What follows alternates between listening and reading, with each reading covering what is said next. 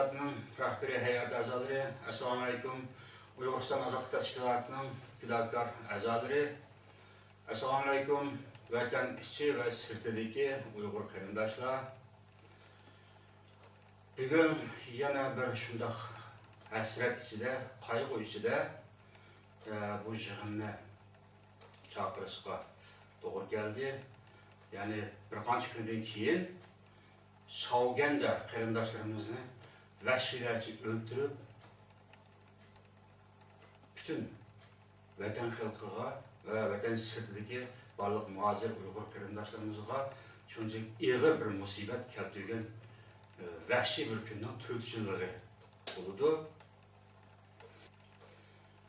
Erkin dunyoda bo'layotgan harakatlarni ba'zi bir ommaviy harakatlarga sabab bo'layotgan kichikkin bir harakatni misol olgan chog'imizda, ya'ni selishtirganda, shu Şavganda o'ldirilgan qarindoshlarimizning haqlab davolari aslida vatanimizning bir davlatning mustaqil bo'lishiga, ya'ni bir kuchli bir hokimiyatning og'dirishiga sabab bo'lgan ajoyib cho'ng bir hodisa edi. Masalan, 2-3 yil yog'i hammamiz ko'ryapmiz. Liviyada bo'lgan siyosiy o'zgarish, Tunisda bo'lgan siyosiy o'zgarish va shuningdek bir qancha davlatlarda, Misrda bo'lgan siyosiy o'zgarish, mush o'zgarishlar kichikgina bir sabab bilan boshlangan ommaviy harakatdan kelib chiqqan. Tunisdagi hokimiyat ag'darilishi, ya'ni shu Arab bahori harakatiga o't yoqqan bir harakat Tunisda boshlangan. Yani bir bakkal balınınki baza başkuruş xadimlerinden bakkal balının oturuşu çıkan bir küçükten macera bilen ahir o balın üzüyü ot yakılış neticesinde bütün Tunis halkı kozgulup çıkıp, namayış kılıp, hak talep kılıp, adalet talep kılıp, ahir hakimiyet ağdırıldı. Bunun ot uçkolları, oturuş hareketi tutuşu, orgun devletlerde siyasi özgürlük oldu. Mana yakın haftadan buyon Türkiye'deki hadisini ko'ryapmiz. Türkiye'nin Taksim meydanındaki kichkina bir qancha tutarak, azroq bir chimliq shuni o'zgartib, u yerda Istanbulda yashagan xalq uchun yaxshi bir sharoit paydo qilamiz. Yani do'kon echish, yer osti tunnel echish deganda har turli plan bilan o'tirib qo'ygan. O'sha kichkina bir chimliq, bir qancha yosh o'rmonni elbetib, buning iziga xalq foydali bir iş qilaylik deb hükümet o qarorni chiqargandan keyin balki Türkiye'nin ichi va sirtidan hamkorlashgan bo'lsa kerak. Türkiye'nin hozirgi mavjud hokimiyatini og'dirishga yetib bordi. Harakat shuncha tushunib ketdi. Mushu bir qator hodisalarni Şavgan voqeasiga, Şavgandagi irqiy qirg'inchilik hodisasiga solishtirgan chog'imizda elbette bütün dünya bunu göz dikken olsa, bütün dünya halkı bulup mu garip elleri Uygur meselesiyle, Uygur ve Xitay münasebetiyle köngül bildiğen, kızgıdığan bir derece yetken olsa, elbette Şavgandagi bu qirg'inchilik Uyg'uristonning mustaqilligiga yetib kelgan derecedeki bir fojianing pilgiga o't yoqqan edi aslida. Yani Şavgandagi bu irqiy qirg'inchilik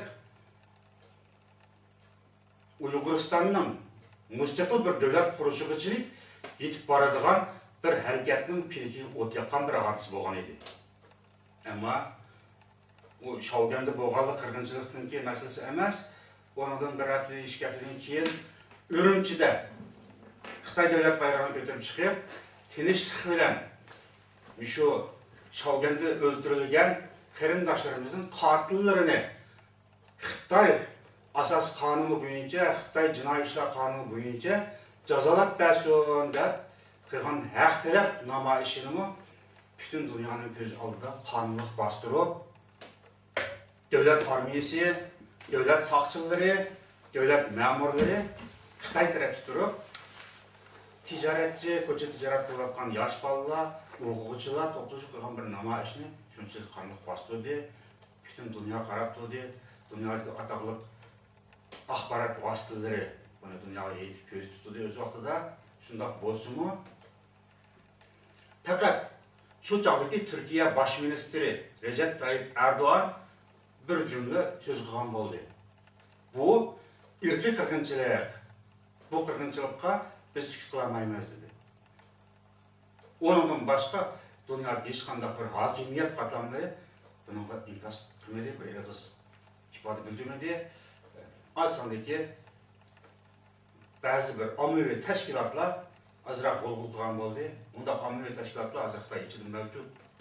Beijingdagi Xitoylarning uylarini chaqib, ba'zan yozuvchi Xitoylarning masalan Nishoba o'xshash, ba'zi bir san'atkorlarni aylaydigan rassomlarga o'xshash, mushundaqlarni turmaga solash yoki nazorat ostiga elish munosabatlari bilan Beijingdami, Chongqing shahridami namoyish uyushtiradi. Ommaviy tashkilotlar norozilik bildirib, Xitoyga ichki sirtiga özünün narazılığını bildirdi. Xitaydan qiladigan unchalik norozilik fikrlarini yozdi.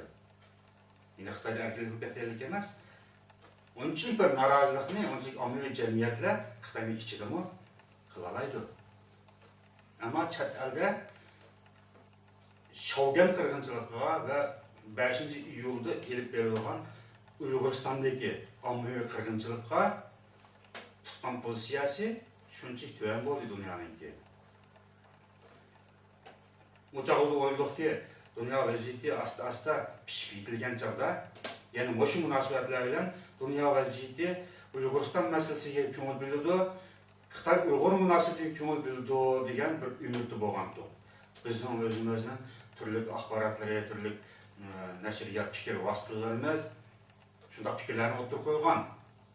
Ammo nemishgadir hozirgachilik onu tilga oldigan ishim yo'q, unutib ketganda dunyo shunchalik bir holatda sukut turibdi.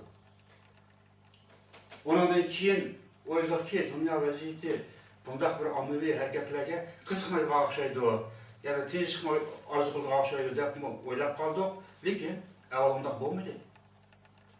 Tunisda boshlangan bir shaxsiy, bir tijoratchi baqqol bolaning haq talab masalasi bilan O'rta Sharq, Afrikadagi nurg'un davlatlarning hokimiyatlari ag'dirildi. G'arb davlatlari qancha milliardlagan iqtisod ajratdi bu davlatlarga, hokimiyat ag'dirishlarga. Shu davlatlardagi hokimiyat ag'dirishlarga G'arb davlatlari milliardlagan mablag' ajratdi, odam kuchi ajratdi, tashviqot vositalarini chiqardi. Hozir Istanbuldagi Taksim maydonida, Ankara'dagi Xalq maydonida, İzmir shahrida, Chongqing shahrida bo'lgan namoyishga G'arbning axborot vositalari ashada izchil turib, chodir qurib, ashada yetib turib 24 soat dunyoga taqdim axborot masalalari ashadagi bo'lgan ishlarni tashviqot qilib, dunyoga taqdim Tuzuqsiz o'tirib chiqqan bir belki de chet elliklar buni bir planlagan bo'lsa kerak. Plan bilan kutib turadigan bo'lsa kerak. Kichkina bir chimliq, yani kichik qancha o'rmonni yuvish masalasidan o'rmon qotili, o diktator demagani qolmay hozir g'arb matbuotlari Turkiyaga qarata shunchalik ig'ir darajada tashviqot propaganda olib beryapti. Bunga qaragan chog'imizda G'arb masalalarini, yani erkin demokratik G'arb ellarining pozitsiyasini tushunishga vaqt borga xili kutuğa o'xshaymiz. Qarindoshlar, bugun bu yig'inga reisimiz Osmonjon Tursun qatnashmoqchi. Tunagan kechda Tuzuqsizning boshqa bir shaharda muhim bir uchrashuv munosabati bo'lib qolib, bugün atiyan shu yerga ketib qoldi. Tunagan kechda shunday bir xabar kelgan ekan. Mana valqanti, yig'in qatnashamdim keyin yoki nima shu keyingi yig'inda inşallah yaxshi bir so'zlar iparimizda shunga bir ko'pchilikga yoqtirib qo'ying degan Osmonjon Tursunga tayyorlik bor tejig'imda qilgan. Meniki bir fikr o'tirib qo'ygan nimam yo'q aslida. Shunday bo'lsin endi yana bir qancha kundan keyin bu Shogen qirg'inchiligining 4 yilligi xotirlandi.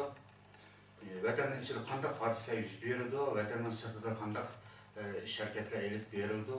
Bundan dahi hech kimning xabari yo'q. Biz mutasavvir qilolmaymiz. Demakchi bo'lganim chet eldagi tashviqotlarning o'zini ma'lum darajada mo'tadillashtirib berishga to'g'ri keladi. Vatanda bir hadisa bo'lgan chog'da chet elda buni voy falon davlatniki baş ministeri bunday ifade bildi, Fugon devletinin mandat cemiyetinin başlığı bunday ifade bildi de bazı bir teşvikatdaki köptürüş meselelerimi vatan içindeki Uygurlarını vakitsiz hayacanla selişke doğru sebep kaldı. Şuna chet eldeki teşvikatını naiti mötedil, naiti salmakla beriş gerek. Halkımızı hem ümitsizlendirip atmayılgan, hem vakitsiz hayacanla salıdığan bunday bir işlerden naiti saklanish gerek. Bizge kuch lazım. Her qanday bir hareketni qildiganga nurg'unlagan mal, qon, jon ketadi vatan ichida. Mustaqillik bunda oson ish emas. Suriyadagi masalani ko'ryapmiz. Suriyaga qo'shni nurg'un davlatlarda ommaviy namoyish harakati bilan masala hal bo'ldi. Hokimiyat almashdi, diktatorlar ketib, o'rniga demokratik hokimiyatlar qurildi. Ama Suriye'de 2 yıldan artık xalq urushi, ichki urush, qurolli urush davomlashyapti. Bununla faqat tashviqot vositalarida, axborot vositalarida, haqqash davlatlar o'zining parlamentlarida azto'l norozilik bildirib, hesdaşlık bildirib degandek bir qarorlar bo'lyapti. Ama qo'l tutib hal qiladigan, masalan, Iroq masalasiga o'xshash, Liviya masalalariga o'xshash sirtdan bu yerga qo'l tutib, kuch kirgizib hal qiladigan bir ishni texnicha muzokaraga qo'yilmadi. O'ylab boqaylik. Biz burun Hayatjon bilan xeli umidni tutdik. Vatanning ichida azroq bir harakat qiladigan bo'lsa, dunyo buni qo'l tutdi deb qaraydi. Unchalik oson ish emasga, dunyo vaziyatini, g'arb dunyosini mushundaq milliy masalalarni, inson haqlari masalalarini o'zining davlatining kun tartibiga qo'ygan, kaskin hal qilmasa bo'lmaydi deb qaror oladigan kuchli davlatlarni Uyg'ur masalasiga qiziqtirish, Uyg'ur Xitoy munosabatlariga boshlab aytirish bu bizning majburiyatimiz. Biz qaysi imkoniyat bilan, qaysi harakat bilan, qanday bir faoliyat bilan, qanday bir strategiya, qaysi taktika bilan g'arb ellerini bu masalaga boshlab akira olamiz. Oldindan buning ustida izlanish kerak. Chet elda tashkilot qurib, ommaviy faoliyat qilib, yig'in echib, muzokara qilib, o'zimiz bunday taqab ketaversak, yillar o'tib ketyapti. Yildan yilga Xitoyni kamayyapti. Masalan, biz O'rta Osiyoga yana chiqqan chog'da Uyg'uriston ozodlik tashkilotining shu chog'dagi muavin raisi rahmatlik Sabit Uyg'uri apandi kichik bir risola yozib tarqatgan Xitoyning O'rta Osiyoga tajovuz edi. Shu materialni o'tirib qo'yishda yaqinqi 3 yilda Xitoy butun O'rta Osiyoga kelmaydi, keyingi 30 yilda butun Yevropaga kelib singib kirdi degan fikrni olib surgan chog'da biz azroq bu adam oldiga ketib ketdi, yomon fikrni ko'ptirib aytibdi, Xitoy buncha kelib kelolmaydi, ham Xitoyniki yo'lini to'sadigan nurg'unlagan omil bor deb qaragandi. Ammo O'rta Osiyoga Xitoy 3 yil qolmay singib kirib bo'ldi. Biz aşağıda şu mevcut bahçelimizde yani şu kitap nashr qilinib taqilib 1 yil qolmay Xitoy Qirg'izistonga, Qozog'istonga qo'g'lab tutish harakati qurdi. Xitoy o'zi kirib bevosita Uyg'urlarni tutib, ep keta oladigan otryad tasdiqlandi. Saqchi otryadlari, qo'lga elish, pelkor otryadlari qurilib o'shada ish boshladi. Ondan keyin Shanxay bashligi ta'sis qilindi. Ondan keyin iqtisodiy birlik nurg'unlik bo'lib, O'rta Osiyo davlatlari asosan O'zbekistonning Turkmaniston hisoblanmaganda Xitoyniki territoriyasiga o'xshash bir vaziyat shakllanib bo'ldi. Siyosatni Rossiyadan belgilaydi va o'z belgilaydi, ammo umumiy iqtisodiy jihatdan nurg'unlagan masalalardan Xitoy kuchli bir siyosat yurgizadi. Shuningdek, hozir qarab baxsak, Avrupa devletlerinin o'ziga Xitoy shunchalik ta'sirini kirgizdi. Hatta 2 yil burun Yunanistan'daki iqtisodiy krizis yuz bergan chog'da aşağıdan bir orolni Xitoy setib olishga xirida olib chiqdi. Yunanistan'ni iqtisodiy krizisdan biz qutuldiramiz, Avrupani iqtisodiy krizisdan biz qutuldiramiz degan loyihani o'tirib qo'yib, orolni setib olish, bu yerga xalqaro aeroport, xalqaro deniz porti quramiz, nurg'un planni o'tirib qo'ygan. Agar Yevropadagi nurg'un davlatlar qarshi chiqmagan bo'lsa, Yunoniston uni sotdi o'zining iqtisodini qutildirish uchun, o'z vaziyatini qutildirish uchun. Demak, hozir Xitoy Yevropadagi ma'lum banklarni setib olish, banklarning huquqini o'tkazib olish loyihasini o'tirib qo'yapti. Yuqorqi bir qator masalalarni nazarda tutganda, albatta oldindan qanday qilganda demokratik g'arb allarini Uyg'uriston mustaqillik harakatiga qiziqtirgan vaziyatga kelolamiz. Qanday qilganda bütün g'arb allarini va bütün dunyo allarini Uyg'ur Xitoy munosabatiga ko'ngil bo'ladigan bir vaziyatga kelolamiz degan mushu haqda, mushu cho'ng bir masala ustida nihoyatda keng ko'lamli fikr yurgizib, bu haqda mukammal bir strategiya turg'izib, qanday bir taktikalarni chiqarish to'g'risida shunday bir vaziyat shakllantirmoqcha bizning ishlarimizga ortiq jon, mol, vaqt isrof qilindi. Buni aytib, astoydil ma'lum qilish kerak. Vatanning ichida buni qancha qatim bu haqda qancha qatim so'zlab o'tdik. Vatanning ichida bunday bir ish qilish imkoniyati yo'q. Ya'ni plan tuzish, strategiya tuzish, bunday ish imkoniyati yo'q. Tashkilot qurib mukammal bir tashkiliy apparat turg'izish imkoniyati yo'q. Bir qancha odam bir bo'lib, bir ish ustida muzokara qiladi. Ondan keyin darhol atrofdagi yaqin yo'riqlarni yig'ib aytib bir harakatni olib boradi, shuning bilan barbod bo'lib, boshida nima bu ish Uyg'ur vaziyatiga foydalimi yoki foydali bo'lmayotgandi. Buni vatanning ichida tasavvur qilib, buni yakun chiqaradigan bir imkoniyat yo'q.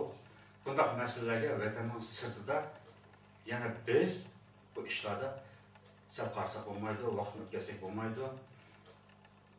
Biz O'rta Osiyo chog'larimizda gazet materiallarimizni o'qib turdik. Shangan masalasi, Sharqiy Turkiston masalasi hal bo'lib ketdi deydigan ko'z qarashlar o'tirib qo'yildi. Deng Xiaopingning o'limi bilan Xitoyda cho'ng bir siyosiy o'zgarish bo'ldi. Sharqiy Turkiston masalasi shuning bilan hal bo'lib ketdi deydigan boshida tahlillarni o'qiydik. Ba'zan e'tirozlarimizni o'tirib qo'ydik. O'chaqda internet ommaviy to'rbatlar bo'lmagandan keyin ayda bir qatim chiqqan gazet, 3 oyda bir qatim chiqqan jurnallarga turli fikrni yozib qilib boqdik, ammo shu 15 yildan buyongi chet eldagi vaziyatlarni ko'rib chiqqan chog'da o'zimiz hayajonlantirib, boshqa chet ellik mutaxassislarniki Uyg'urlarni tuzuk tushunmay turib, Uyg'ur-Xitoy o'tirish munosabatini tuzuk tushunmay turib, O'rta Sharq masalalarini, G'arb masalalarini, Sovet ittifoqi masalalarini andiz qilib turib, o'tirib qo'ygan tahlillardan biz ortiqcha hayajonlangan bo'ldik, ilhomlanib ketgan bo'ldik. Ammo bunday masalalarni qandaqdir chet ellik atoqli professor, olim, strategiya tadqiqotchilar emas, aksicha o'z ishimizdan chiqqan o'zimizning olimlari, o'zimizning professor, doktorlari, o'zimizning strategiya mutaxassislari bu haqda to'xtalish kerak, bu haqda bir fikr o'tirib chiqarish lozim, bir plan o'tirib chiqarish lozim. Biz boshqa millatlarning, boshqa qit'adagi fikr ahllarining o'tirib qo'ygan nazariyalariga, o'tirib qo'ygan tahlillariga, ko'z qarashlariga berilib, anglab qolsak ham bo'lmaydi, hayajonlanib, vaqtsiz isrof berib, qurbon berib isrof o'tkazsak ham bo'lmaydi. Shunga bizning Uyg'uriston ozodlik tashkilotining qurilishidagi maqsad muddaosi va xizmat doirasining eng muhim nuqtasi Uyg'uriston masalasining xalqaralashishi va Uyg'uriston mustaqillik harakatining tizilishi yoki o'limga erishishi qanday usullar bo'ldi degan mush masalalarni fikrlashtirish, ommaviylashtirush edi. Hozirgacha qisman fikrini o'tirib qo'yib meng'atimiz, hamini bir ulguja kitob shaklida biroq o'tirib chiqish imkoniyatimiz bor, inshaalloh uni qilamiz. Ammo har qanday ko'ngil og'riqi, har qanday ichki ziddiyat, har qanday shaxsiy ziddiyat, hammasi o'tkinchi narsa, ichki masalalar.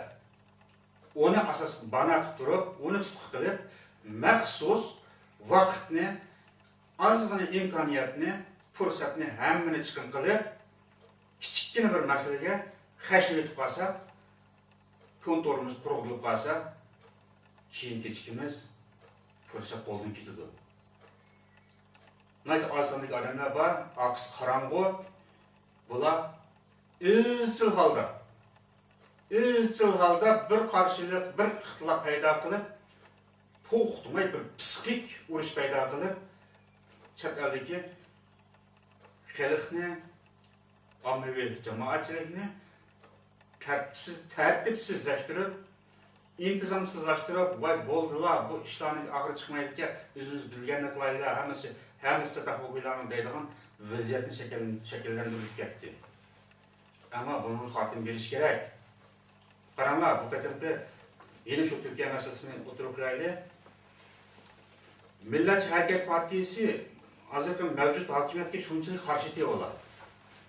Ya'ni bu Adalet Taraqqiyot partiyasi asosan islomiy bir shaklda o'tirishib, arab Afrika tarafiga bakarak ko'ngil bo'lib qadam besib ketdilar haqiqatan.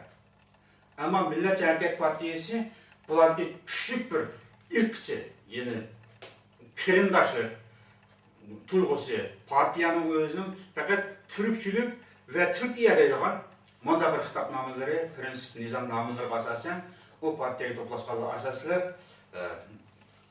yuqori darajadagi, kuchli darajadagi bir diniy iqlim emas, ya'ni o'tir sharqchilik, afrikachilik iqlim emas, aksicha o'tir osiyochilik, turkchilik iqlimini tashabbus qiladigan munda bir partiya. Bular shunchalik qarshi edi mavjud hokimiyatga, Adalet Partiyasininki yurgizayotgan siyosiy qarshi edi. Ammo keyingi vaqtda partiyaning boshlig'i Davlat Bahçeli efendi ochiq bayonot e'lon qilib, agar Turkiya xalqi demokratiya talab qilsa, saylovga boshlanadi. Har qanday bir masala parlament hal bo'ldi. Ko'chiq chiqib, urchaq bilan davlatga, xalqqa, millatga ziyon selish bilan, davlatni paraganda qilish bilan hech qanday masalaga hal bo'lmaydi.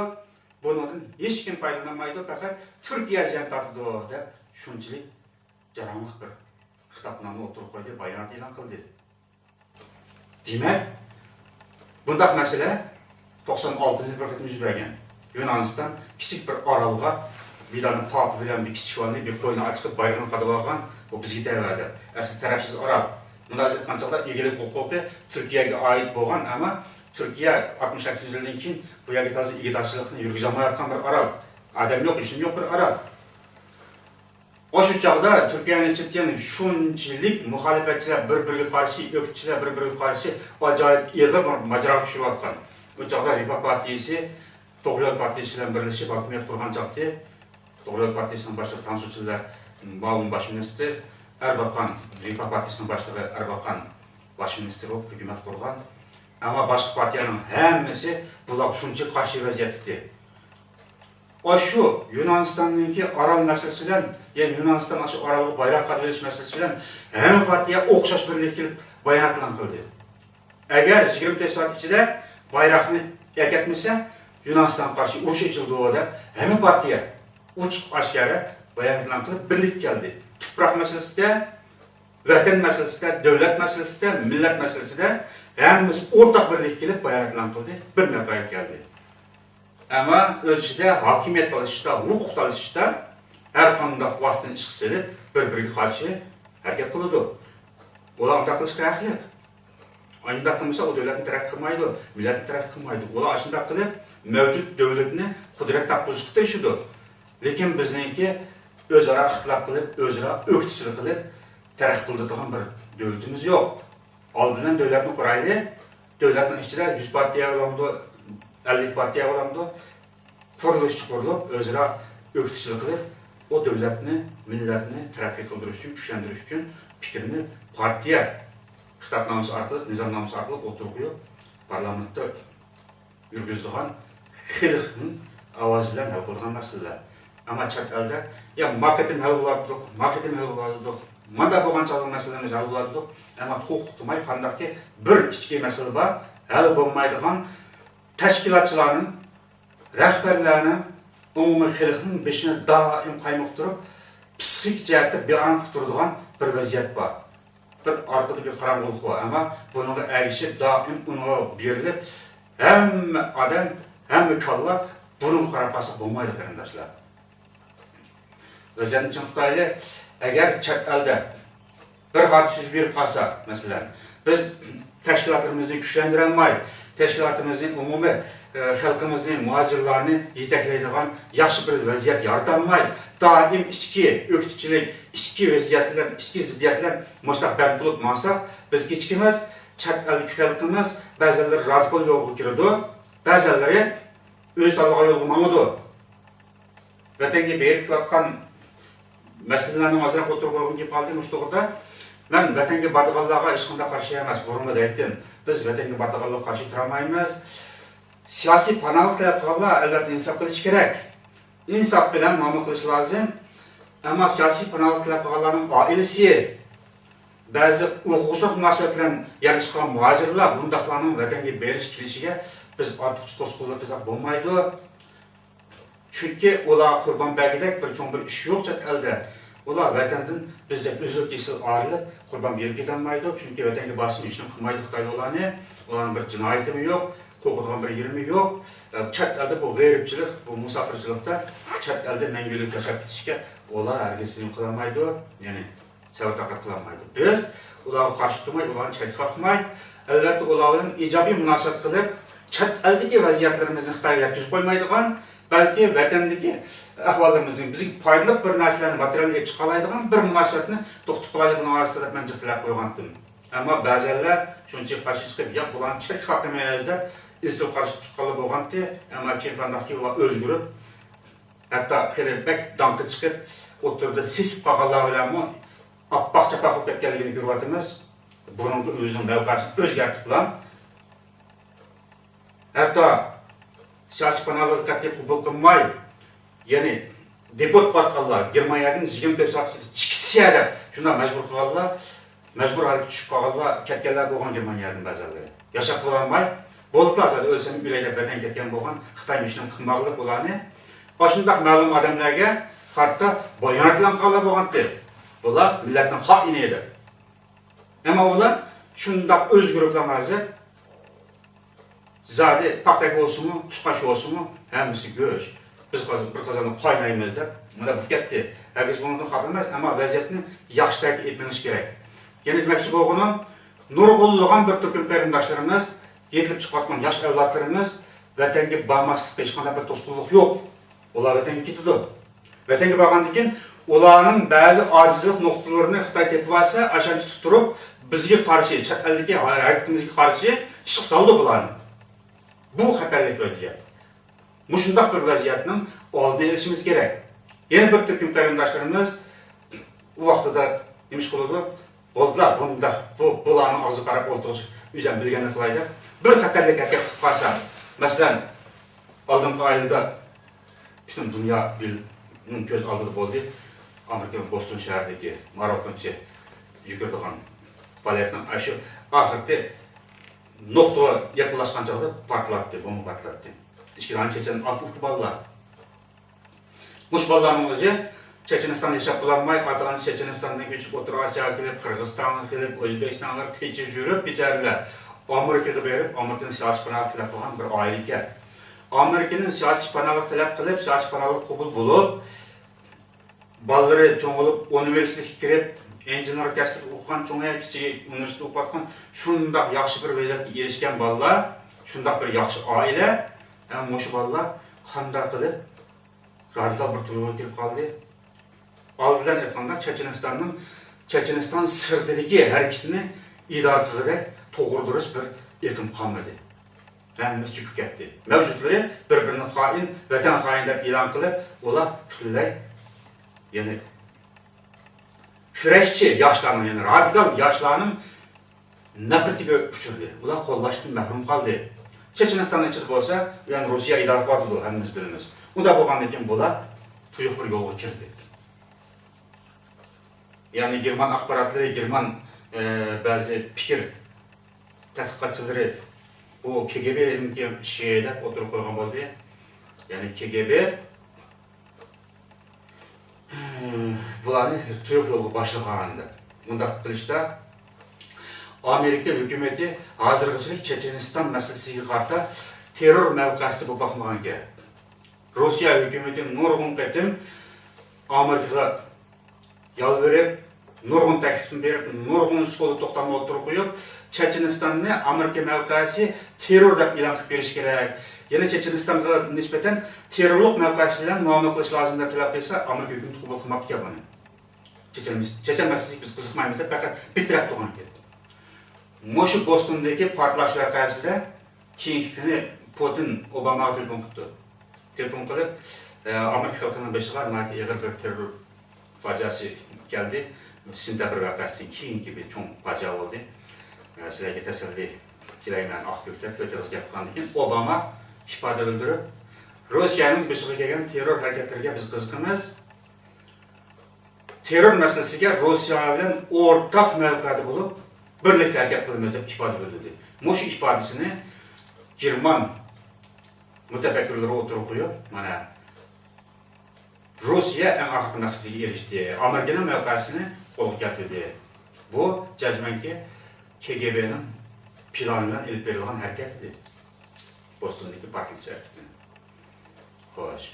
Mushundaq bir vaziyatni ko'z tutgan chog'imizda, agar biz chet eldagi qarindoshlarimizni, muhojirlarimizni har qaysining o'zining orzusi bo'yicha yoki bo'lmaydi, ma'lum bir fikr bilan bularni yetaklab, ma'lum bir nuqtaga ajramasa, doim ichki ziddiyat bilan, huquq talashish bilan, mansab talashish bilan, yuqori yomish bilan mushundaq ketilaversa, chet eldagi vaziyat albatta mushundaq bir radikal bir kuchlarning o'zi Jiroqning Xitoyning bir yo'l yo'rig'i bilan yoki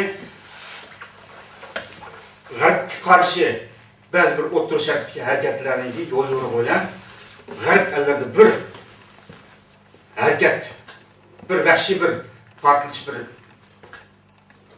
elib berib qolsa, Bostondagi qarshi harakatga o'xshash. Bu vaqtda Uyg'ur masalasi yana bir qatim ig'ir bir krizisga yo'l qo'ydi. Bunda kutilasak bo'lmaydi. 98-yildagi vaziyatni chet eldagi siyosiy iqlim kontrol qilgandek emasdi. Shunga 98-yildagi 98-99 O'rta Osiyo va hokazo Pokiston mushtarak fojialarimiz shundan kelib chiqqan.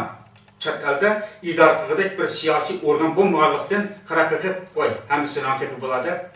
Ular shunda bir yo'lga qadam bosgan. Aslida u joyda unda bir ishni qilish qat'iy bo'lmaydi. Hozir bo'lmaydi, shu joyda bo'lmaydi. Ama bu uchun qanday qilishimiz yuqorida aytganga o'xshash Uyg'uriston masalasining, ya'ni Uyg'uriston davlatining mustaqilligiga mushu Xitoyga qarshi turganligida Uyg'uristonga kuch chiqarib, Uyg'uristonning mustaqil bo'lishiga yordam qilaligidek bir kuchli ellarni, bir qancha davlatlarni bu masalaga qiziqtirmay turib, elib borgan har qanday harakatimiz isrofchilikdan iborat, fojiadan iborat. Shunga biz har qadamda sayoq bo'lishimiz lozim. Az qilyapti, vatanning ichida yeni harakatlar bo'lyapti. Albatta biz vatanning ichidagi harakatlarimizni, vatanning ichidagi iqlimlarimizni yetakligidek bunday bir kuchli bir siyosiy tashkilot chet elda hozircha shakllanib bo'lmaydi. Chet eldagi tashkilotlar asosli Xitoy Uyg'ur masalalarini axborot yuzida ma'lum bir jamiyatlarga, davlatlarga iltimos sunib yetkazilak bir shaklda cho'ng bir ish emas. Bunda desam ba'zilar norozi bo'lganlar va balki Xitoyda Uyg'urcha yozib, Uyg'urcha bo'lib internet torlarda sen bilamsa vatandagi ishlarni chet eldagilar yetaklamayotgan, ishni sen bilamsa chet eldagilarning vatan ichidagilarni yetaklayolmaydigan darajada ishgan, unda ojizini sen bilamsan deb shundoq darajada haqorat qildi, fikr inkos qildi. Uni nurg'un ko'pchilik qo'llab ketgan bo'ldi. Balki Xitoy o'tib qo'ygandi. Har qanday bir vatan ichida har qanday bir kichik hodisa yuz bersa, Xitoy darhol chiqib bu chet eldagi Sharqiy Turkistonchi bölgünçü unsurlarning chegara ichida yurgizgan terror harakati Jumboga qarshi xalqarodagi ba'zan davlatlarning yapağan hareketde bunda bayanatlan kıldı. Bunu da Xitay bir qançılıqlı faydalıdır. Dəstək faydalılığını vətənin içindeki xalqımızın paymaq duruş. Oy, rast oxşaydı. Çət əldəki təşkilatlarımız muş işini uyuştuğa oxşaydı. Yəni küçü bakı olanı geləydiğən. Yəni şular vətənin içine küşkür güc etibdi. Vətənin içinde hərəkətini şular yedəkləv etibdi deydiğən bir tuyuq xiyalığı girib qaldı. Bunlar şunun ümidini qaldı, işini qaldı. Yeni bir tərəfdən Xitay'a qarşı küçük dövlətlər Bakıya bizni qollaydıqan. Buna Xitay özü xirafatıdır da, bunda hata bir təşkilatqa o aldığını xalqımız yeni vaxtsız qurban verişqa, israf qılışqa intiliyordu. Yeni bir tərəfdən çat əldə bizni təşkilatlarımızı mümtəriz qıldı. Xitay anda bayan edilen qandı eken, çat əldəki təşkilatlarımızı qaç dövlət, turuşlu dövlətlə onu kontrol qılıb, təkşürüb, manğan tuğa yergi çək qoyub, bu yer bizi yavaşlıq payda qıldı. Fakat Xitay özü faydalı iş üçün elan qılған bayanatqa biz mi rast çat əldə bağışlayıb, özümüz yaşap durup, özümüz bilip durup çat əldəki vəziyyətimizni yine paymaq basaq deyil bulmayı qarindaşlar. Ben fikrimi şeyde axırlaşdırma. Aldığımızdaki bir qanç gün içinde Türkiye'deki Xalqara Şarkı Türkistan Maarif ve Hemkarlık Cemiyeti'nin yıllık yığınıga qatnaşqılı gidiyotyma. Bu yerden bazı mühim oturup qoygan fikirlerim var, tayyorlatyma. Başka çağda ben asasını təklif koymagan, bu qatim mühim bir təklifini tayyorlatyma. Əməlan Allah'a emanet, köңgül anlığına Allah'a rahmet. Keyin Türkiye'den qaytib kelgenden keyin bu yerki yığınlar oyunu yakıcı meseleye şu anda görüşeyli. Allah'a emanet. Rahmet.